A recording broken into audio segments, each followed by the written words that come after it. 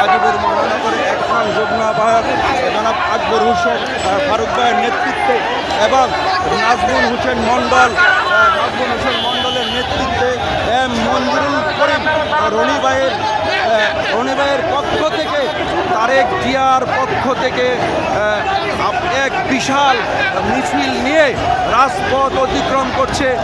আপনারা সকল নেতা কর্মীকে দেখতে পাচ্ছেন যে এম মঞ্জুরুল করিম রনি ভাইয়ের স্পানের স্পন্দন দানের শীর্ষে উঠছে।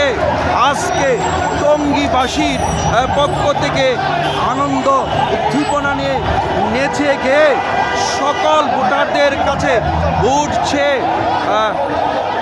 জনাব আকবর হোসেন ফারুক ভাইয়ের নেতৃত্বে, নাজমুল মণ্ডলের নেতৃত্বে এক বিশাল মিছিল নিয়ে রাজপথ অতিক্রম করছে।